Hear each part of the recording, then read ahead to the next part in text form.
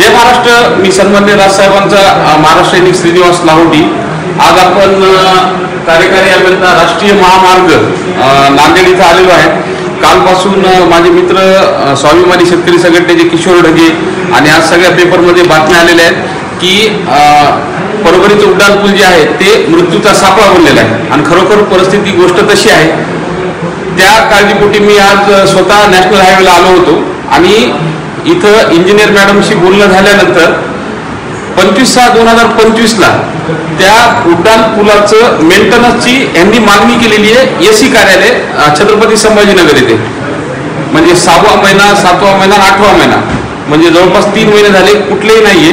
मग मी त्यांना म्हणलं की हे काम कधी होणार आहे. ते म्हणले आता आम्हाला माहित नाही आणि आमचे परभणीचे माणसं मरत आहेत असं सुद्धा त्यांना सिरियसली सांगितलं.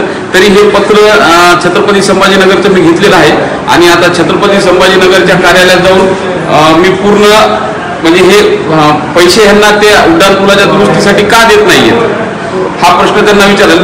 खरं तर उड्डाणपूलच आपला मुळात चुकीचा आहे. त्याच्यात परत ॲक्सिडेंट होऊ लागले म्हणून ते खणलं कशामुळं आणि खणल्यानंतर हे दुरुस्तीचं जे इस्टिमेट आहे हे जवळपास काहीतरी 2.5 कोटी रुपयाचे. म्हणजे ज्या बाजू फोडलेल्या आहेत त्या फोडून त्या ठिकाणी कॉन्क्रिटिंग करायचं, त्याला लाइटिंग करायची आणि अजून इतर काम आहेत आणि परत डांबरीकरणचा रस्ता पूर्ण करायचा असं ह्या इस्टिमेटमध्ये सगळे प्राथमिक स्वरूपात रामेश्वरी इंजिनियर म्हणून आहेत कुणीतरी मॅडम त्यांनी मला ही माहिती दिली. लवकरच छत्रपती संभाजीनगर येथे ह्या संदर्भात प्रश्न विचारायला मी नक्की तिथे जाईल. चालेल. जय महाराष्ट्र.